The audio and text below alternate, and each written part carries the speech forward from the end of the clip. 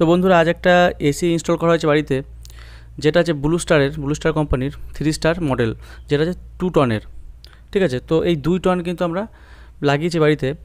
তো এই এসিটা কত টাকা প্রাইস পড়েছে, আর এই এসির যে ইনস্টল করতে যে কোম্পানি থেকে লোক এসেছিলো তারা কতটা চার্জ করেছে সেগুলো বলবো, আর এসিটার স্পেসিফিকেশন বলবো আপনাদেরকে সব কিন্তু এই ভিডিওতে। আর এই এসিটা কেনার সময় আমার অনেক সমস্যা হয়েছিল, সেই সমস্যাগুলো নিয়ে আপনাদের কথা বলবো। তাহলে কি ভিডিওটা দেখলে আপনারা এই সমস্যাগুলো কিন্তু প্রবলেমে পড়বেন না। তো এই প্রবলেমগুলো কিন্তু আপনারা আগে থেকে ঠিক করে নিতে পারবেন এসি কেনার সময়। আর একটা কথা বলে দিই যে এসি লাগানোর সময় দেখবেন আপনাদের কিন্তু ইলেকট্রিক একটা অফিস থেকে কিন্তু আপনাদেরকে একটা পারমিশন নিতে হয়। তো আপনি কিন্তু ডাইরেক্ট কিন্তু এসি কিনে কিন্তু আপনি ইউজ করতে পারবেন না এসিটাকে।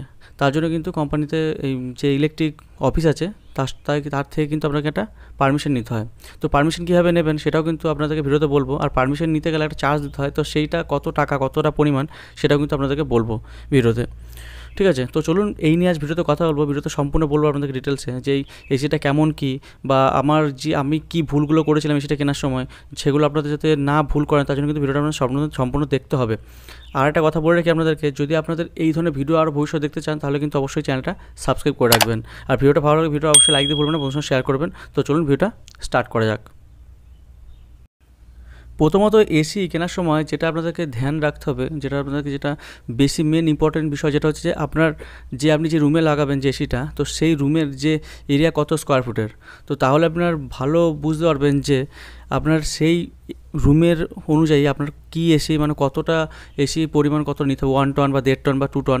তো সেটাও কিন্তু আপনাদের কিন্তু ভালো বুঝতে পারবেন। তার জন্য কী হবে, অনেক ওয়েবসাইট আছে, আমি ওয়েবসাইটের লিঙ্কও আপনাদেরকে দিয়ে দেবো একটা, যে আপনার সেই ওয়েবসাইটে গিয়ে আপনাদের যে লেন্থ আছে রুমের, সেই লেন্থ আপনারা কিন্তু সেখানে দিয়ে দিলেই যে কত বড় রুমে কজন আপনারা থাকবেন, তো সেই সব ডিটেলস কিন্তু ওখানে পুট করে দেবেন। তাহলে কিন্তু আপনার যে কতটা সেই রুমের জন্য কতটা পরিমাণের যে এসি লাগবে সেটা কিন্তু অটোমেটিক মেনশন করে দেবে সেই ওয়েবসাইট থেকে। তো আপনাকে কিন্তু ওই দোকানদারকে বোঝাতে হবে না, বা আপনাকে সেই বিষয় নিয়ে কোনো টেনশন করতে হবে না। ওয়েবসাইটে আপনি সব ডিটেলস দিয়ে দেবেন, অটোমেটিক কিন্তু দেখিয়ে দেবে যে আপনার রুমের জন্য পারফেক্ট এসি কতটা কি লাগবে, কত টনের।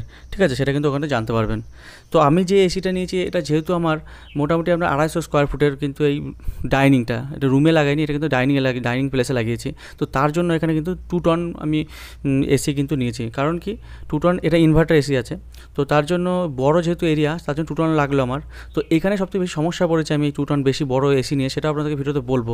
তো এই এসি যদি কথা বলি, যেহেতু আমার এই যে এরিয়া আমি রুরাল এরিয়ায় বাস করি, একটা গ্রামে বাস করি, তো এখানে আমার কী হয় যে ভোল্টেজের ফ্ল্যাকচুয়েশন কিন্তু খুব প্রবলেম আছে।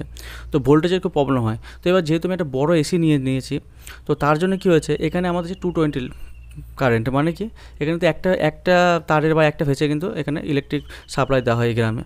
তো এখানে প্রচুর লোড আছে, যেহেতু এখানে চাষবাসটা বেশি হয়। তো তার জন্য কী হয়, যেখানে কিন্তু সবসময় ধরুন সাবমার্সিবল বা যেসব চার্জের এই চাষ করার জন্য যেসব ধরুন আপনার পাম্পের ইউজ করা হয়, সেগুলো কিন্তু বেশি লোড দিয়েছে এই এরিয়ার মধ্যে।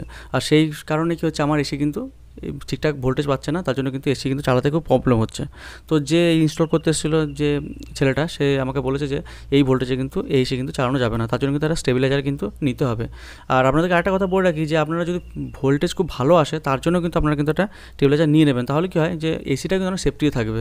কারণ ভোল্টেজ যখন ফ্ল্যাকচুয়েশন হবে তখন কিন্তু এসির কিন্তু কোনো পার্ট কিন্তু কোনো প্রবলেম হবে না, বা কোনো এসি চালাতে আপনাদের কোনো সমস্যা হবে না। ঠিক আছে, তো তার জন্য প্রথমে আমি নিয়েছিলাম এখানে স্টেবিলাইজার। তো সেখানে কি হচ্ছে, আমার ভোল্টেজটা এতটাই এখানে কম এই এরিয়ার মধ্যে, যেখানে হচ্ছে কি আপনারা স্টেবিলাইজার কেনার সময় কী করবেন, যে আপনার এরিয়াতে কত ভোল্টেজ আছে সেই ভোল্টেজ দেখে কিন্তু আপনাদের কিন্তু স্টেবিলাইজার কিনতে হবে। তো এর জন্য আমি একটা ডেডিকেটেড ভিডিও বানিয়ে দেবো, যে আপনারা কীভাবে এই ভোল্টেজ স্টেবিলাইজার কিনবেন, কী সে স্পেসিফিকেশনগুলো দেখতে হবে, তাই নিয়ে একটা ভিডিও আমি আপনাদেরকে আলাদা করে বানিয়ে দেবো। ঠিক আছে, তাহলে আপনাদের সুবিধা হবে বুঝতে, কারণ ভিডিওটা এখন যদি স্টেবিলাইজার নিয়ে বলতে যাই তো ভিডিওটা অনেক বড় হয়ে যাবে। তো আমি একটা স্টেবিলাইজার নিয়েছিলাম, তো যেহেতু ছিল আমার স্টেবিলাইজারটা 110 থেকে ভোল্টেজ ধরবে, আর সেটা হবে আপনার যে কাট অফ যেটা হবে, হাই কাট অফ, সেটা হবে 280। তো কী হচ্ছে, আমার এখানে যে 110-এরও প্রায় নিচে নেমে যাচ্ছে ভোল্টেজ।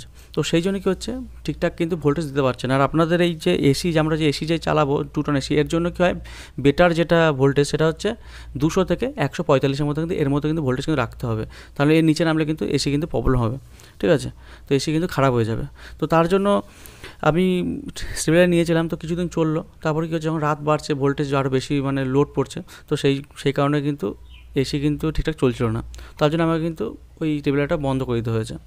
তো তো আমি প্রথম গিয়েছিলাম এই এসির জন্য পারমিশন নিতে। তো পারমিশন প্রথমে আমি অফলাইন অ্যাপ্লাই করি। এটা অনলাইনে আপনারা অ্যাপ্লাই করতে পারবেন, কিন্তু অনলাইন থেকে আমি বলবো যে অফলাইন করা ভালো। কারণ অনলাইনে যদি আপনি পারমিশনের জন্য অ্যাপ্লাই করেন, তখন কী হবে, যদি পারমিশন না দেয় তাহলে সমস্যাটা কী হবে, আপনার টাকাটা কিন্তু ফেসে গেল। সেই টাকাটা আবার রিফান্ড নেওয়ার জন্য খুব সমস্যায় পড়ুন আপনারা। তো তার জন্য আমি বলবো যে আপনারা অফলাইন অ্যাপ্লাই করুন, যদি হয় তো ভালো, ওখানেই আপনাদেরকে ডাইরেক্ট কিন্তু জানিয়ে দেবে। তো আমি অফলাইনে অ্যাপ্লাই করেছিলাম, তো সেখানে বলেছিল যে মোটামুটি 5 থেকে 5.5-এর মধ্যে, 5,000-এর মধ্যে কিন্তু এর প্রাইস কিন্তু লাগবে, যে লোড বাড়াতে হবে, ঠিক আছে। তো আপনার লোড ইনক্রিজ করার জন্য কিন্তু মোটামুটি এই 2 টনের জন্য আপনার 2 কিলো কিন্তু আপনার লোড কিন্তু বাড়িয়ে দেওয়া হবে, মানে 2 কেবি যেটা বলা হয়, ঠিক আছে। তো তার জন্য কিন্তু 5 থেকে 5,500 টাকা লাগবে। আর ইনকোয়ারি হবে, এখানে অফিস থেকে লোক আসবে, দেখে যাবে যে কারেন্টের কেমন ক্যাপাসিটি কেমন কী আছে এখানে এই এরিয়ার মধ্যে, তারপরে কিন্তু পারমিশন দেওয়া হবে। তো আমার দেখেছে যে এখানে কিন্তু পারমিশন দেওয়া যাবে না, যে লোডের এই প্রবলেম আছে ভোল্টেজের।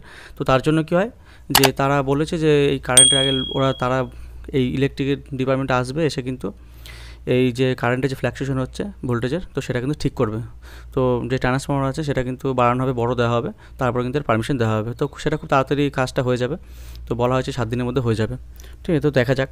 তো আপনাদেরকে বলে রাখছি, যখন আপনারা এসি নেবেন, তো তার আগে আমি বলবো, এসি নেওয়ার আগে আপনারা কিন্তু এই পারমিশনের কাজটা করে নেবেন, তাহলে কী হবে, আপনাদের ফালতু টাকাটা ফেসে যাবে না। তো আগে পারমিশন নিয়ে নেবেন, নিলে কী হবে, যে বুঝতে পারবেন যে হ্যাঁ এরিয়ার মধ্যে ভোল্টেজ ফ্ল্যাকচুয়েশন হবে কি হবে না, বা এসি চলবে কি না। আর আমি বলবো সবসময় আপনারা কিন্তু একটা ইনবিল্ট কিন্তু একটা স্টেবিলাইজার নিয়ে নেবেন। আর যখন আপনি যদি বাড়িতে এসি নিচ্ছেন, বা আপনি যদি ব্যবসার জন্য দোকানে নেন, তাহলে আমি বলবো যে দোকানে ব্যবসার জন্য নিলে আপনি নন ইনভার্টার নিতে পারেন, বাট আমি বলবো যে বাড়িতে নেওয়ার জন্য কিন্তু ইনভার্টার এসি সবথেকে বেটার।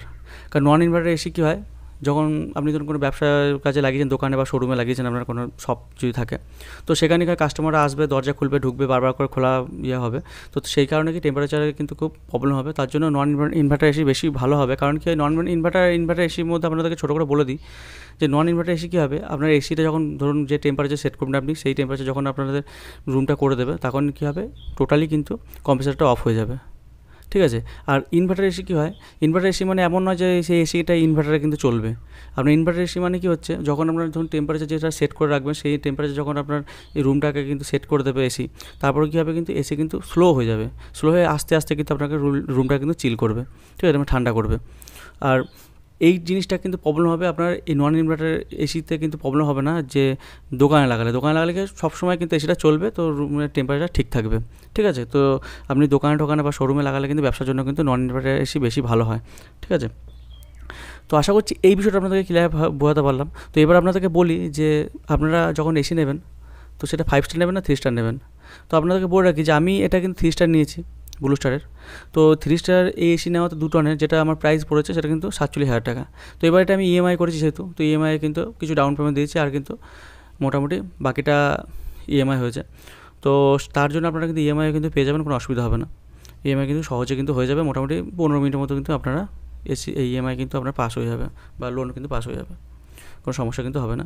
তো আপনারা চাইলে ক্যাশেও নিতে পারেন। তো ইএমআই নেওয়ার জন্য মোটামুটি 2500 টাকা মতো এক্সট্রা কিন্তু পে করতে হচ্ছে তার জন্য আমাকে, ঠিক আছে। তো আপনাদেরকে বলে রাখি যে 3 স্টার আর 5 স্টারের মধ্যে কোনটা প্রেফার করবেন। তো আমি যেটা আমার মতে বেটার হয়, যে আমার মনে হয়েছে 3 স্টারটা বেটার। কারণ হচ্ছে 3 স্টার আর 5 স্টারের যে প্রাইস ডিফারেন্স, সেটা হচ্ছে 10 থেকে 12,000 টাকা। আর যে ইলেকট্রিক বিল যেটা বাঁচাবে আপনার 5 স্টার, সেটা হচ্ছে 3 স্টারের তুলনায় 700 টাকা বছরে কিন্তু কম আসবে। তো এবার দেখুন, আমি বলি যে তাহলে 10 বছর হচ্ছে, 10 বছর যদি আমি 3 স্টার আর 5 স্টারে কম্পেয়ার করি, তাহলে এক বছরে 5 স্টার কিন্তু 3 স্টার থেকে 700 টাকা বিল মানে বাঁচাচ্ছে, কম আসছে। তো সেখানে 10 বছর যদি হয়, তাহলে হচ্ছে 7,000 টাকা। কিন্তু 3 স্টার থেকে 5 স্টারের দামটা যদি কথা বলি প্রাইসের, সেটা কিন্তু 10 থেকে 12,000 টাকা। তাহলে কিছু আমি 10 বছর চালালেও আমার কিন্তু 7,000 টাকা সেভ হচ্ছে, বাট আমাকে তার জন্য যে প্রাইস যে দিতে হচ্ছে 5 স্টার কেনার জন্য 3 স্টারের থেকে, সেটা হচ্ছে 10,000 টাকা। মানে আপনার এখনও মোটামুটি ধরুন যে 3,000 টাকা আপনার কিন্তু মানে বাঁচবে, আপনি যদি 3 স্টার কিন্তু আপনি যদি মানে কেনা হয়, 10,000 চালালেও কিন্তু 3 স্টারে কিন্তু আপনার কম পড়ে 5 স্টার তুলনায় 3,000 টাকা কম পড়ছে। তো আমি সেই জন্য কিন্তু আপনার সবাইকে বলবো যে আপনারা 3 স্টার নেবেন, একই ফিচার্স, একই স্পেসিফিকেশন সব কিন্তু একই থাকবে, একই, শুধু ওই 5 স্টার শুধু এই রেটিংয়েই শুধু আপনার একটা কী বলবো, কোম্পানিকে তার হাইপ কিন্তু ক্রিয়েট করেছে, যে খুব একটা যে লাভ হয় তা কিন্তু নয়। আপনাদেরকে সব ডিটেলসটা বলে দিলাম বুঝিয়ে, যে ওই 700 টাকা বছরে কিন্তু বিল কিন্তু কম আসবে। তার জন্য আমার মনে হয় না কোনো যে 10 থেকে 12,000 টাকা এক্সট্রা পে করে 5 স্টার নেওয়ার কোনো মানে হয়, ঠিক আছে। তো এবার আপনাদেরকে বলে রাখি যে এই যে যে কোম্পানি থেকে যে ইনস্টল করতে যে ছেলেরা আসবে তো তারা কত কি চার্জ পে করবে। তো আমার এখানে যে ব্লু স্টারের যে চার্জ নিয়েছে সেটা কিন্তু ওরা বলেছিল যে 2400 টাকা কিন্তু লাগবে, ঠিক আছে। তো 2400 টাকা কিন্তু আমাকে দিতে হয়েছে। আর তার সঙ্গে যে যে আউটডোর ইউনিট আছে তার সঙ্গে যে আপনার যে স্ট্যান্ডগুলো লাগে যেটা ফিক্সড করতে, তো সেই স্ট্যান্ড যেগুলো লিখেছিলো সব কিন্তু ওই কোম্পানির তরফ থেকে ছেলেরাই দিয়েছিল। আর তারা বলেছিল যে যদি এই কপার কয়েল যেটা আছে, মানে কপার কয়েল বলি সরি, যেটা কপারের যে পাইপটা আছে যেটা দিয়ে ঠান্ডা হাওয়াটা যেটা রুমের মধ্যে মানে যায়, যেটা দিয়ে বাইরের যে ইউনিটের সঙ্গে আউটডোর ইউনিটের সঙ্গে যেটা অ্যাটাচ করা থাকে, তো সেই কপারের যে পাইপটা আছে সেটা যদি লেন্থে যদি ছোটো পড়ে, আপনি এখন ধরুন আউটডোর ইউনিটটা আপনার মানে ছাদে লাগাচ্ছেন বা অনেক কোনো বাইরে বেশি দূরে টানতে হচ্ছে, তাহলে যদি ওই কপারের যে পাইপটা থাকে সেটা যদি কম পড়ে, শর্ট পড়ে, তাহলে কিন্তু আপনাকে সেই যে এক্সট্রা যে পাইপটা লাগবে সেটাকে তার জন্য কিন্তু এক্সট্রা কিন্তু আপনাকে পে করতে হবে। তো সেটা কিন্তু বলেছিল, তো আমার কিন্তু লাগেনি, আমার কিন্তু দেখতে পাচ্ছেন কাছেই একদম দেওয়ালের এপার ওপারে লাগানো হয়েছে। তো আর যে কপারের যে পাইপটা দেয় সেটা কিন্তু মোটামুটি 10 থেকে 12 ফুটের হয়, তো অসুবিধা হয় না আমার, মোটামুটি এক্সট্রা বলতে গেলে বেঁচেই গেছে। সেখানে যেহেতু ওটা কাটা যায় না, ওখানে কিন্তু গোল করে রাউন্ড করে রাখা হয়েছে ওর সঙ্গে, মানে আউটডোর ইউনিটের সঙ্গে। তো এই হচ্ছে ডিটেলস আপনাদেরকে দিলাম। তো আমি যদি বলি ব্লু স্টারের যে এসি এখন আমার চলছে, তো এই এসি মোটামুটি যে হাওয়া বা ঠান্ডা যে কতটা টেম্পারেচার করতে পারছে, সব কিন্তু কোনো প্রবলেম হচ্ছে না, সবই ঠিক আছে। কিন্তু আমি যেটা বললাম আপনাদেরকে যে আমার এখানে ভোল্টেজে কিন্তু প্রবলেম আছে, তো আশা করছি এটা খুব তাড়াতাড়ি সলভ হয়ে যাবে। তো তারপর আপনাদেরকে আবার ডেডিকেটেড ভিডিও দিয়ে দেবো। তো আপনারা দেখতে পাচ্ছেন এখানে যে এসি যে, আশা করছি পুরো বিষয়টা আপনাদেরকে ক্লিয়ারভাবে বোঝাতে পারলাম। তো যদি আপনাদের ভিডিওটা ভালো লাগে লাইক দিয়ে ভুলবেন, অবশ্যই শেয়ার করবেন। আর এই ধরনের আরও ভিডিও দেখার জন্য কিন্তু চ্যানেলটা অবশ্যই সাবস্ক্রাইব করে রাখতে হবে। আর এই ভিডিও নিয়ে কোনো মন্তব্য থাকলে বা কোনো কিছু আমাকে জিজ্ঞেস করতে চাইছেন এসি নিয়ে, তাহলে কিন্তু অবশ্যই কমেন্ট বক্সে কমেন্ট করে জানাবেন। আর ভিডিওটা যারা এসি নিতে চাইছে আপনাদের ফ্রেন্ড সার্কেলে, তাদেরকেও ভিডিওটা শেয়ার করতে পারেন, তো তাদের অনেকটা সুবিধা হবে এসি কেনার জন্য। ওকে, তো চলুন আজকের মতো এই পর্যন্তই, পরবর্তী ভিডিওতে আবার